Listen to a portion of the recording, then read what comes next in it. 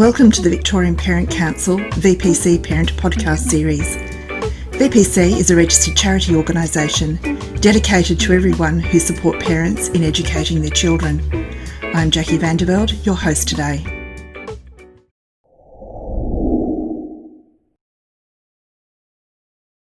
So welcome everyone, my name is Jackie Vanderveld and this is another VPC Live and we've got the very fabulous Michelle Mitchell with us again. I think we were trying to work out, Michelle, what was it, 6 weeks I think since the last time we spoke?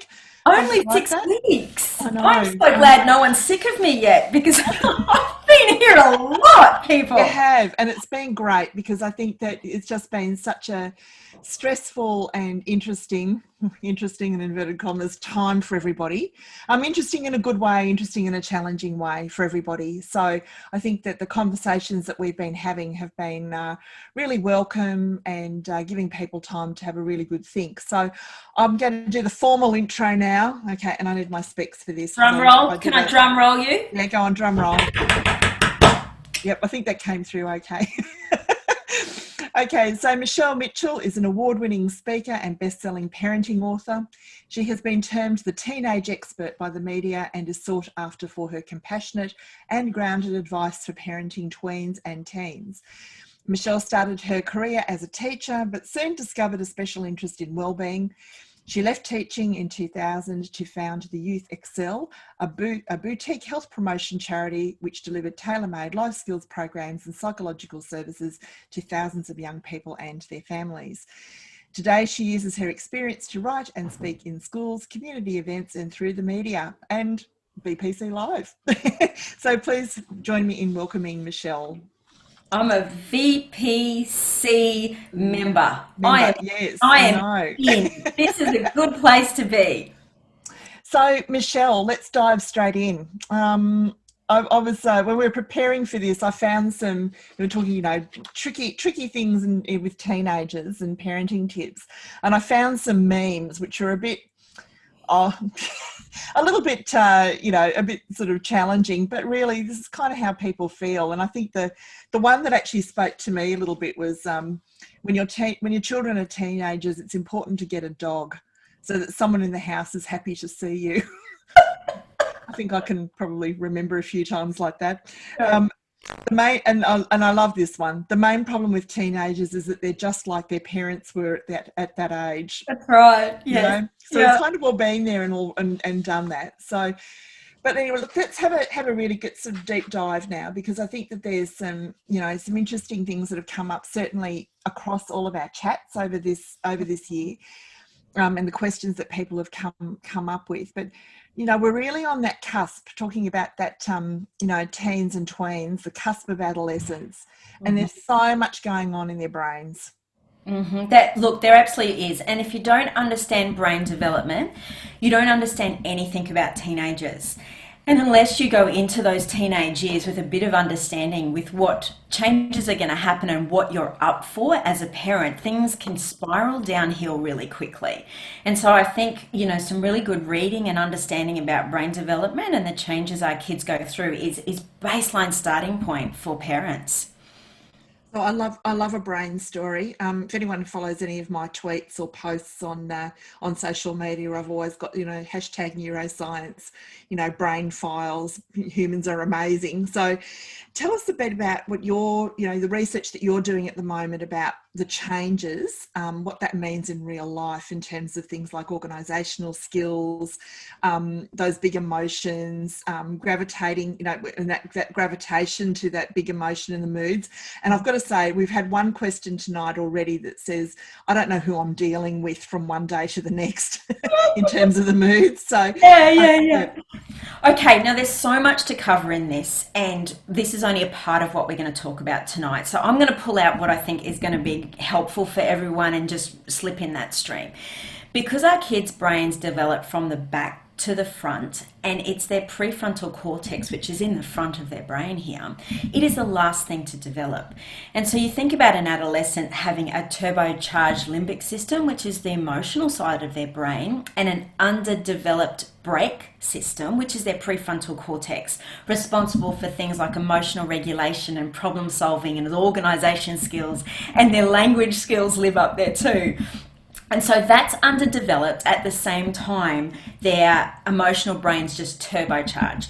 So I like to say to parents this: think of a car speeding 100 kilometers down a highway with no brake system.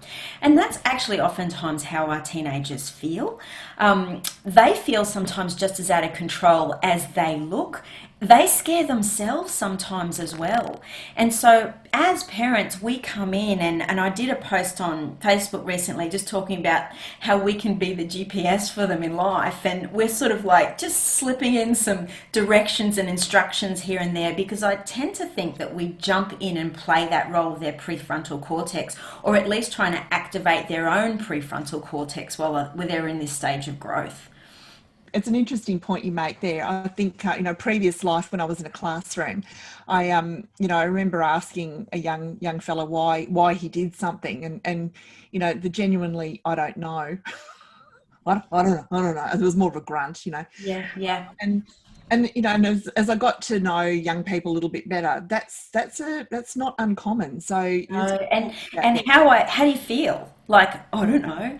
Like, and our job, when they don't have the language, they kind of borrow ours. And our job sitting next to a young person when they don't know how they feel, or they don't know what they think, or they don't know why they did something, is to help them pull that out of themselves and help them connect to that part of their brain that is able to use the language and solve the problems and put it all together with them. Yeah. And I think too, it's not so much that they don't know, it's just that they've not been challenged to think about it before. Well, it's So exhausting to think about it, Jackie. That's right. It's not as easy for them to do that as it is for us as adults. And I think when I think about this whole brain development, we come to life with a completely different brain than an adolescent does. And that equates to, we have different priorities. We find things more interesting or less interesting. There's a whole lot of differences between adults and teenagers are not mini adults. They're teenagers, and it's this specific stage of their life that we've got to get in the flow of and not fight against. So the big emotions. Very big That's emotions. probably the thing that most parents are just like, Yeah. they've either forgotten that they went through something like that themselves, Yeah. and their own response to the big emotions that they might have Yeah. gone through. And maybe it wasn't handled really well when they were teenagers. Yeah. So you're kind of learning, you're kind of doing what you saw, right? So Yeah. so how do parents sort of handle this now with what we know? Okay. So when you're thinking about a young person driving down with his car, you're thinking loud music, you're thinking friends in the car, you're thinking they're going to a party, you're thinking life is adventurous and fun, and everything is elevated and everything is escalated. Now, when you think about an adult's brain, our priorities are totally different. Young people may want to have fun and adventure and party, but we just want to put the washing on. And so when we don't show up looking after ourselves as parents and having that in-charge energy that I know we've talked about before, the big emotions that our teenagers have can be completely exhausting for us, and we can have such little tolerance for it. But the truth is, to get into the flow of teenage land, you've got to get into the flow of these big emotions. Saturday morning might look like fun for a teenager might be going shopping or seeing their friends, or you driving them to sport, and a great Saturday morning for you will be getting the washing done. Can you see the difference? And so if we stay in our flow and we choose comfort over connection, it's never going to work with teenagers. It's like we're butting up against a river. We need to get in the slipstream of that. And to do that, we have to be able to look after ourselves. We have to be able to show up with the energy that our kids need to match that emotional intensity that they've got. Michelle, we've got quite a number of people on tonight who've not heard you speak before. Oh, really? So in charge energy, can you just give us a Yes. brief on that again, please? Because that's awesome. Yeah, absolutely. For me, I learnt about in-charge energy when I was teaching in alternative learning schools. So this was alternative education for young people who couldn't fit into regular schooling because of health issues or some issues in their life, or they had been expelled from a lot of schools and needed an alternative program. So there was a lot of behaviour issues. And so when I'd walk into a classroom and see two boys fists ready to go at each other, or girls in this side having a bit of a cat fight, if I didn't come in with in-charge energy, they would mow me down. I mean, it was not going to happen. And so I would need to make sure my own tank was full. And there's three things that I think every parent needs to recognize that slide downhill when they're lacking in-charge energy. And the first one is this: they have less tolerance for the emotional journey. They just want the homework done. They want it done now, or they want go and have a shower now, and like, don't get all emotional about it. I don't want a half an hour chat about your friends first. Just get it done. And we've got to realize that, especially teenagers, they learn by being emotionally engaged in life. And so when we lose tolerance for that, we're actually losing the ability to stand with them through some of their key learning times. The second thing is we become unrealistic with our expectations. And this is a big one with parenting teenagers. You know, we often think that they should look like a steady investment. They should be going up incrementally. But often we get this big regression in behavior. And because we haven't expected that, we have these she should conversations or he should conversations because we're not expecting that regression to take place. So we might give them a list of 10 things to do and don't understand why they can't remember them all. I mean, look, you're 14 years old now, what's the problem? But their brain doesn't work like that. The other thing we can do with instructions is be very impatient, and we can want things done in an unrealistic time frame, and we don't stop and really think about our expectations before we talk. And that happens when we're tired. I know when I'm tired, I bark instructions from the other side of the house, and that never gets a good reaction with my boys. But that's what happens when I get tired. I don't even have the tolerance to walk in the other room, stand next to my kids for a few minutes, engage with what they're doing, and then ask them what I need to get done. The third thing that slips is we lack this kind of presence that shows up and says, and the only answer I'm going to accept right now is yes, Mum. And not everything has to be negotiation in our homes. Like, there's plenty of room for that. And I think most parents these days spend a lot of time negotiating with their kids. But I think it's totally acceptable every now and again for us to say, I need that dishwasher unpacked, I need it unpacked now, and the only answer I want from you is yes, Mum. And I have seen it when kids don't want to get up and go to school. And I talk to their parents about in-charge energy, and the light goes on with their mum or their dad going, look, I'm just lacking the energy to say, get up, get in the car, this is the direction we're heading in. And so it actually takes a really big adult to be a few steps ahead of a teenager, especially with their energy. That's what it is. They come like full of charge and full of energy and full of fight. And that's draining. It is draining. And that feeds really nicely into our next point too, which is, you know, at this time we've got, you know, they're growing, their socialization is moving along, as you said, sometimes faster than others at other times. But we're at a time when we're starting to see our friends and peers play a more prominent role in the importance in their lives, and more so than it appears that mum and dad. So that's sometimes parents go, oh, but they don't love me anymore. I'm not as important anymore. Sometimes we need them more than they need us. The first thing we need to get straight is they have to leave home. They have to push away from us. They have to have their priorities in other places for them to develop healthily and normally. And that means that for this period of time in their life, they are going to care so deeply about what their friends think, and they're going to be so much more socially aware. And that is okay. But I think what we need to do as parents is really name it and claim it, that we need them more than they need us. And so oftentimes I've sat with mums, especially of teenage girls, and they're desperately missing those moments where they used to go shopping with their daughter and their daughter wanted to walk next to them.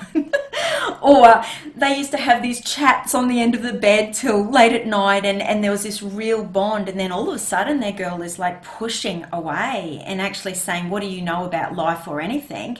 And it can be like this dagger to the heart for mums. And I always say this, look, name it, acknowledge it, right? And dial down the neediness.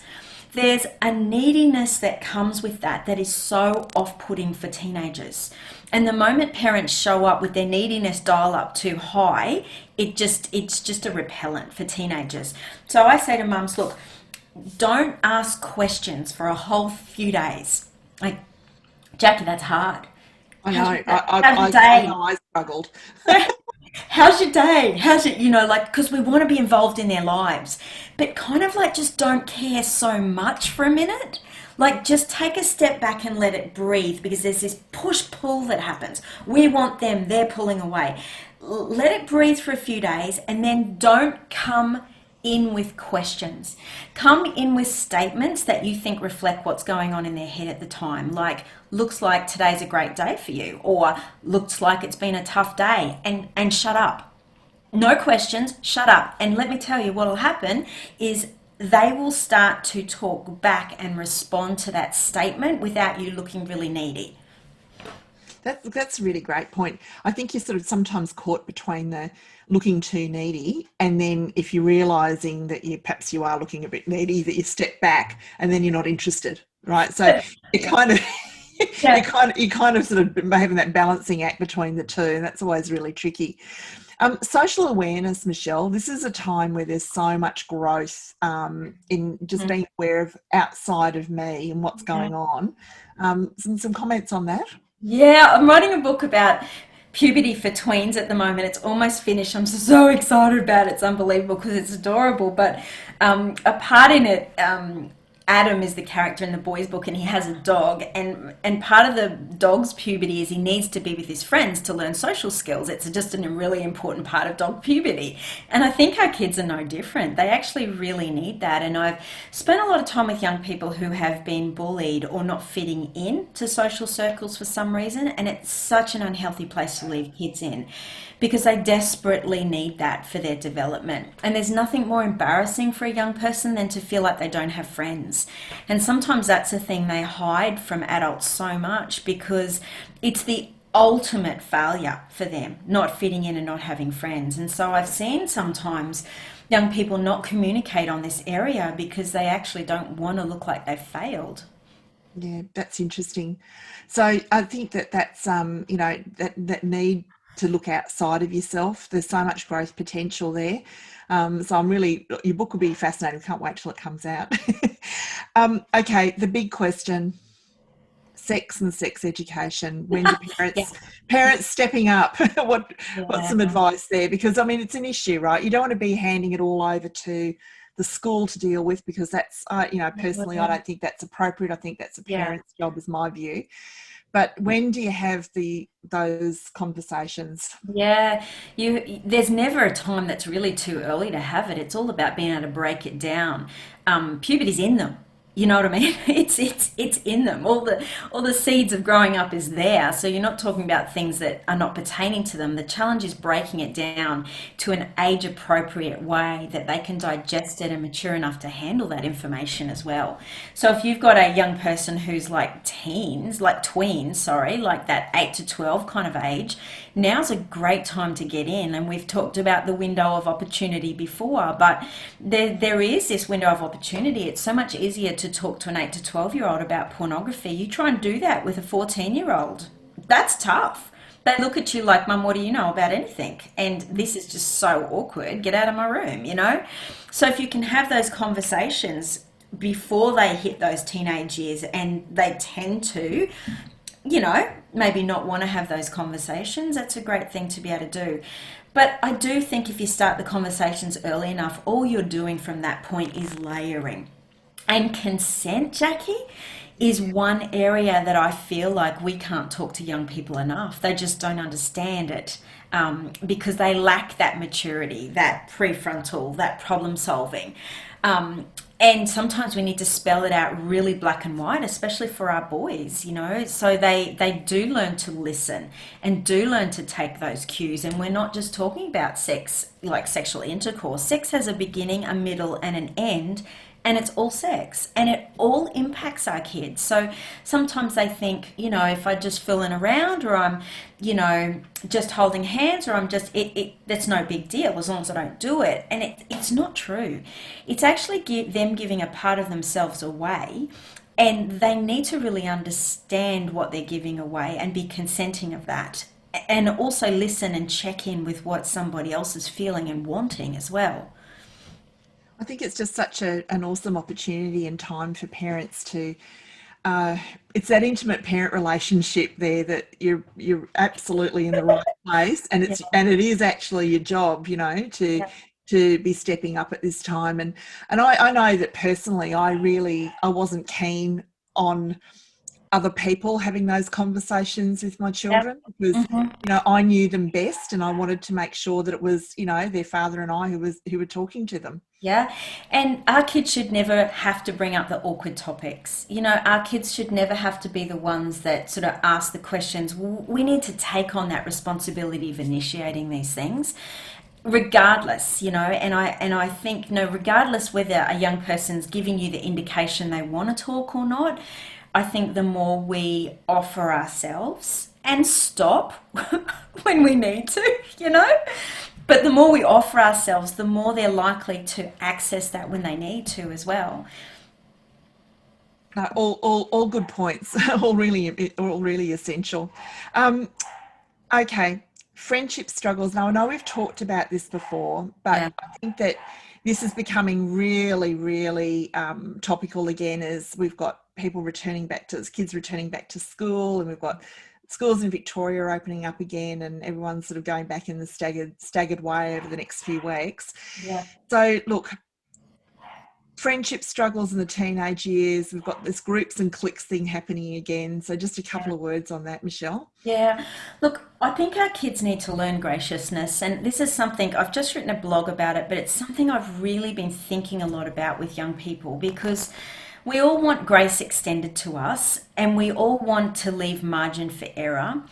But I think there's one thing that we need to talk to our kids about, is making sure they're leaving enough margin for error for everyone else. I think they have a very high standard sometimes of how they like to be treated. They get offended very easily. And I think to teach young people that there's an ebb and flow in relationships, and sometimes hanging on to their expectations and hanging on to things too tightly actually suffocates them from getting what they really need as well. Okay, so first boyfriend, first girlfriend. All right, I'm just going to leave that there. Okay, let me take it away. I love it. All right, so when I speak to year levels of kids, I always say to them, man, if you're going to have a boyfriend in high school, have a girlfriend in high school, please have good taste. And they always laugh, because the reality is high school relationships are often about learning to have good tastes. And I know with my kids, whenever they liked someone when they were younger, I would always say, so what do you like about her, And they never said, I've got two boys, but they never said to me, oh, she really looks cute, Mum. Maybe because they were embarrassed too. I'm sure they thought she looked cute. But they would always say to me, oh, Mum, she's actually really kind. And, when all the other girls are being mean, she's the one who goes over and be nice to the other person. And I feel like it's just such a good thing to really encourage our kids to have good taste, and to really unpack why they're getting attracted and gravitating to certain people. And if they're not having such good taste at the time, then that's even a more important conversation to have with them. Lots of conversations about what taste is, and and also too, it's about it's them testing the waters for potential future longer term partners, which and it's Absolutely. do they share your hopes and dreams, are they supportive, so it's all testing out all of those things that actually we know are pretty essential in a keeper. Yeah, and we can use media as a bit of a springboard for this too, because I talk to young people about what do healthy relationships look like. And they've been taught a lot about healthy relationships, really, you know, especially when they're in engaged, supportive families, and they look like trust, and they look like commitment, and they look like loyalty, and they look like communication, and they look like kindness, and they, you know, they look like honesty, and they can tell you what they look like. And then I say to them, think about the last movie that you saw that was, you know, not representative of healthy relationships, or the last advert that you've seen, or whatever it be. Now tell me what that teaches you about relationships, and they'll say that hookups are okay, you know, that one night stands are okay, that girls are dumb if they have blonde hair. They'll say that, you know, like loyalty doesn't matter, that lying's okay. And it's amazing what they pick up through media, and it's so important that they learn which basket to put that in. That is not what a healthy relationship looks like, and it doesn't have that kind of movie ending that sometimes those movies do. And they're wise enough to know, but it's so important for them to continually unpack that as well. There's so many movies they watch where someone had an affair or this or that, and I say to them, look, in real life, what does that look like in a family? And it's really good for them to have those conversations and dive into that stuff as well. And there's nothing like teenagers, Jackie, to be able to dive into this really deep stuff, you know. They want you to get in boots and all, and debate it, and, you know, back and forth, and they love it. Well, we've got a question here, Michelle, so I'm going to let you answer this one, because I don't think I necessarily did this the right way with mine. So what's the right age to have a boyfriend or a girlfriend as a parent? Should I meet the parents, or do they do that here in Australia? Anna, yes, they absolutely do. What country are you from, Anna? What culture background are you? Let her answer that. Let her answer that one, but I'll let you. It's amazing from culture to culture how different. Okay, South America. Yeah. Okay, so I'm probably not familiar what that looks like, but I know a lot of kids from Asian backgrounds and maybe more conservative backgrounds regarding sexuality. I've really noticed this is a big difference, and they come to schools, and they have their first boyfriend with someone who's, you know, of a different culture. It does make a big difference. So when's the right age? Research actually says that after kids leave high school, well, relationships have a better chance of lasting if they start after high school. There's so much change that happens in that transition from grade 12 onwards, even within their friendship circles. And you will find that there's going to be so much shift. Even some of the friends they hang around with in grade 9, 10, 11, even grade 12. I mean, mid-grade 12, everyone's, I won't say everyone, that's a gross generalization, but kids book schoolies, and then by the time 6 weeks out from schoolies comes, they're fighting with people, and no one wants to stay in that hotel, and it shifts. And it's because life is taking them in so many different directions, and they've also got a lot of pressure and stress on that part of their life as well. And so I've always said to my kids, look, like someone, have good taste, but let's get the serious relationship thing happening after you leave school. So it was kind of like an unspoken thing, because I know that that's probably going to be the easiest on them. In saying that, we have friends that met in high school and have been married for, 30 years and completely in love. So this stuff's got to be taken in a case-by-case basis. And slowly, I reckon, as slowly as you can get it, as far as parents and negotiating and getting involved. Sometimes it breaks my heart a little bit to see parents get really excited about their kids having boyfriends or girlfriends when they're 12 and 13 and 14, and they let them stay over each other's houses and sleep over. And I just get worried about that, because I feel like they've sort of got all the ingredients for this intense commitment to each other, yet they don't have all the capacity to follow through on that. And I feel like it sets them up for, disappointment as well. Yeah, it's almost too much too soon. I think that's, and, they're still very young. Even though we think they've been, we think teenagers at a younger and younger age are doing more and are more mature and more experienced and so on. As we've been talking about, in terms of brain development, humans don't develop that much faster than they did, several generations ago from that point of view. So, and we're going to always see them as our little kids, like we always will. So we're normally about 2 years behind. So we're holding the rope this way, and they're pulling it this way, and it's normally somewhere in the middle. Nigel Latta says, not too loose, not too tight. And I think that when it comes to relationships and our kids liking each other, not to panic about it, because most of this stuff runs its course within a few months, but also just to be a little bit protective of them as well is okay. Yeah. And I've always thought too, it's such an important conversation for parents to have with each other first about what they want in terms of values and expectations and what they want for their children, so that when this happens, they're both on the same page, as much as possible.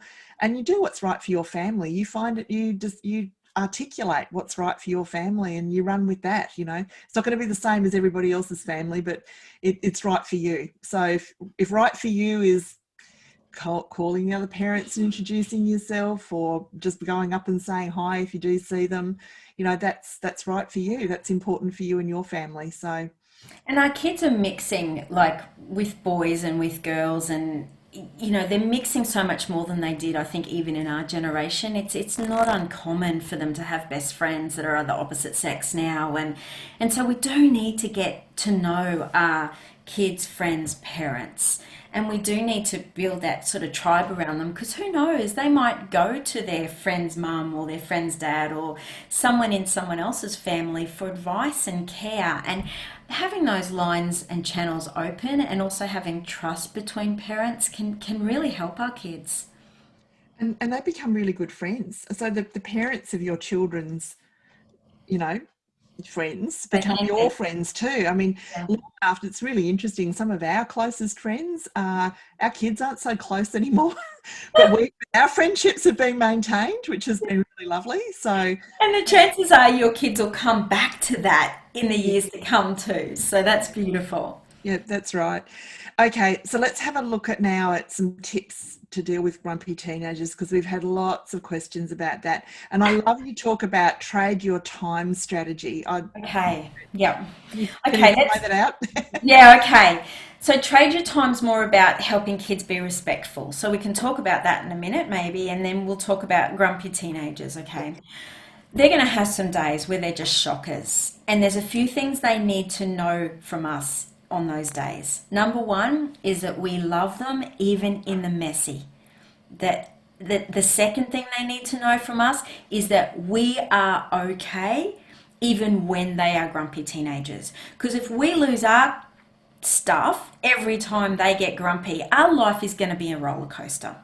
So we need to make sure that we've got that kind of capacity to say, look, even though if my kids are having a really messy, grumpy day, I'm communicating to them that I'm okay, that I'm not going to fall apart on you. Because the moment we do that, it's too much for our kids to handle.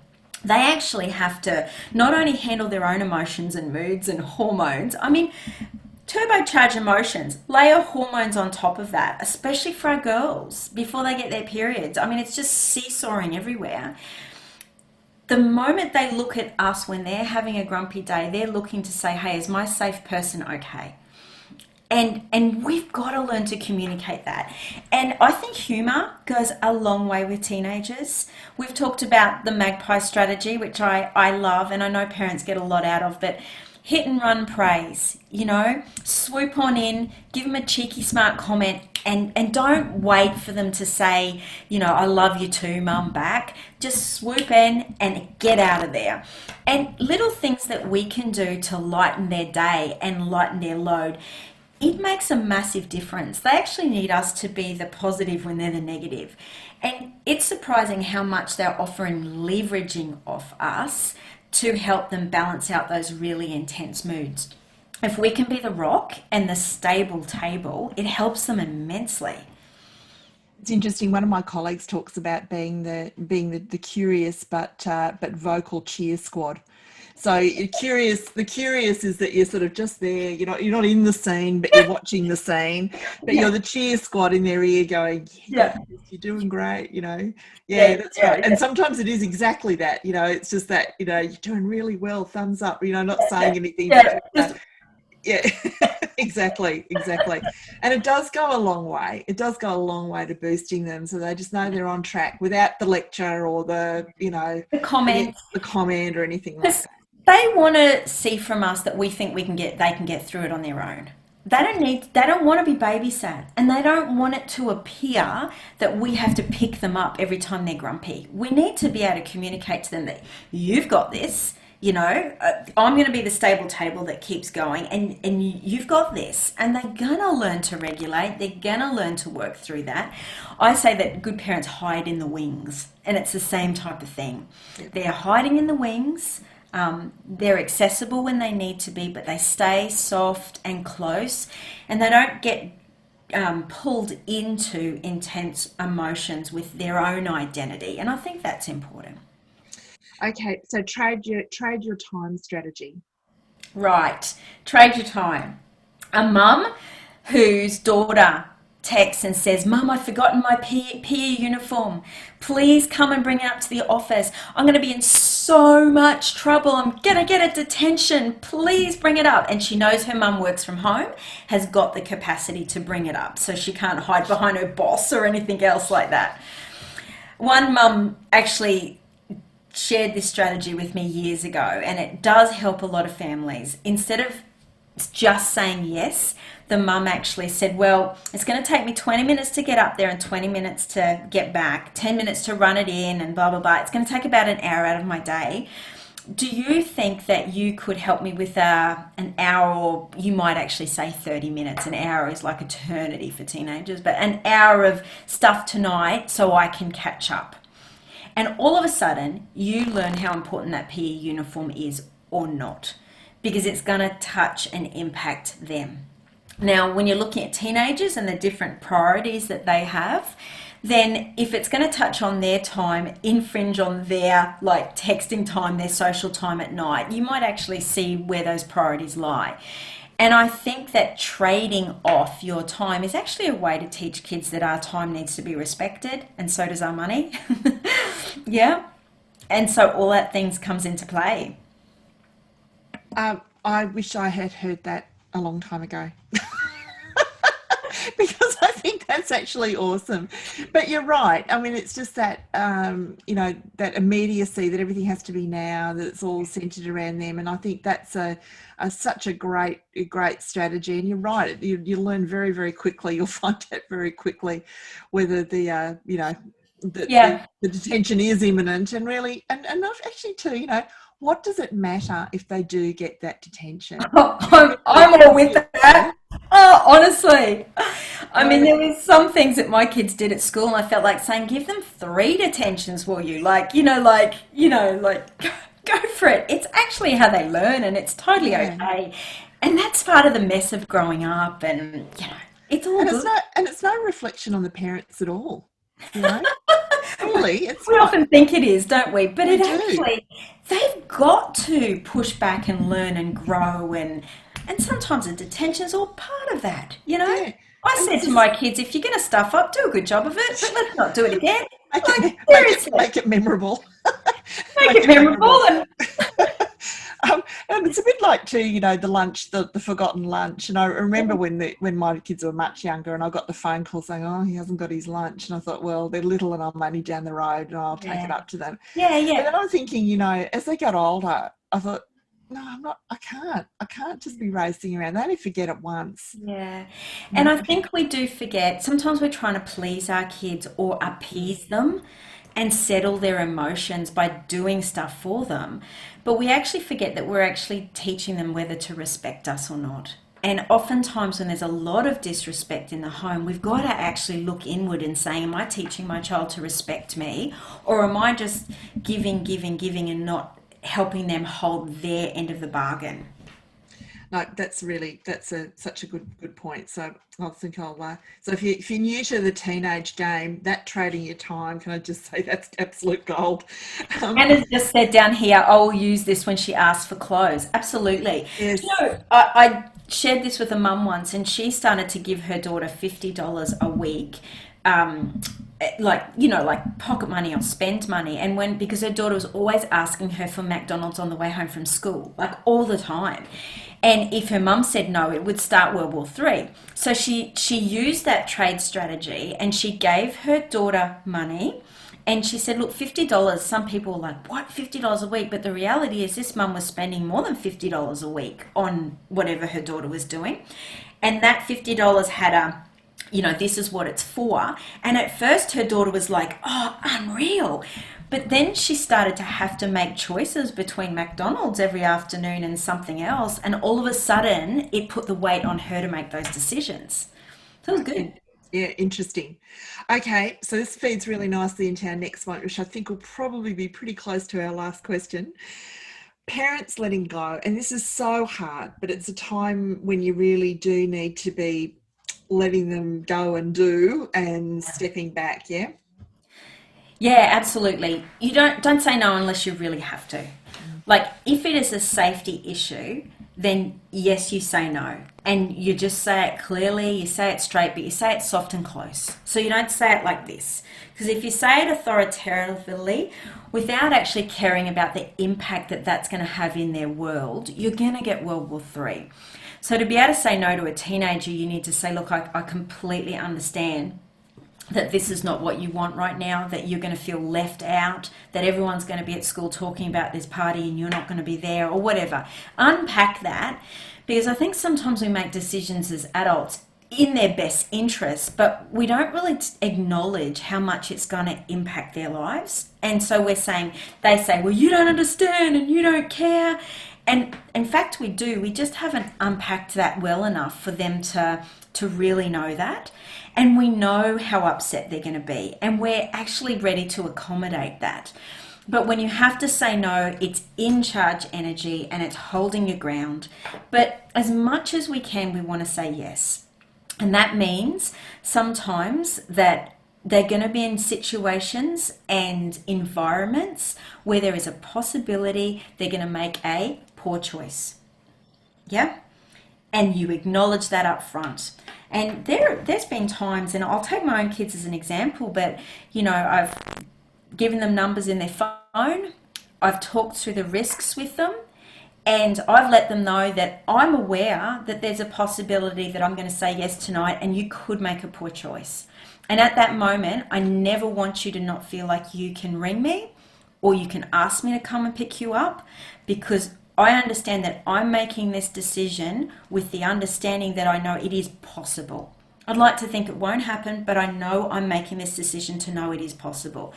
I used to have a saying I said to parents a long time ago, when I was more working in a mentoring role with young people that were probably on that edge of really, poor choices and really risky behaviour. But I used to say this, look, trust a teenager to walk across the road without getting hit by a car. Trust them to turn up to a part-time job on time, but don't trust them with life-changing decisions that's going to change the course of their life. So if you can't say yes and be prepared for them messing up, and know that there's a safe place for them to fall and it's going to be okay, is possibly something you need to say no to. Yeah, no, that's awesome. And I think that's the crux of it really, is just getting that balance. You know your children really well, you know what they're capable of, but you also know what your responsibility is as a parent too. And being realistic about that, Jackie. I mean, Yeah, I kids know. make mistakes. No. Here am I going like this. You see me with my hand just then, someone came through the door. I'm going, no. No. No. They're adults. I just say they're adults now. I'm past this teenage time. I'm still going no. Michelle, thank you so much for tonight. It's been lovely chatting with you. Now you've got a book. Oh yes, I do. It's in my bookcase. It's called Parenting Teenage Girls in the Age of a New Normal: Disrespect, Social Media, Sexuality, Moods and Drugs and Alcohol. I've also on Monday going to release details on a bit of a comprehensive webinar on this topic. So it's going to be like a 2-hour thing. So it'll be up on my socials and newsletter. Fantastic. So it's the actual sex and drugs and rock and roll book for tweens and teen girls. Fantastic. Michelle, thank you so much. And we've also got some other events coming up on for VPC Live. So check out the website. The details are there. It's free to register for those events. and we look forward to seeing you again. So I'm going to just say thank you, Michelle Mitchell. It's been wonderful chatting with you again. Thanks so much. Love them lots for me, because really that's what's going to get them through. Yep, and only a few more weeks to go in Melbourne, and you're nearly there. So hang in there. It's been lovely chatting with you all and having you with us tonight. Okay, good evening. Bye, everyone. Thanks, Pete. Bye. Bye.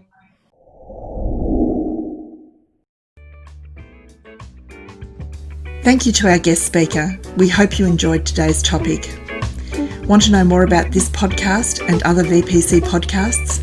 Please visit the VPC website, vicparentscouncil.vic.edu.au, and leave a review. We would also welcome you to contact us if you would like to be our guest, or if you have a topic around parenting and education.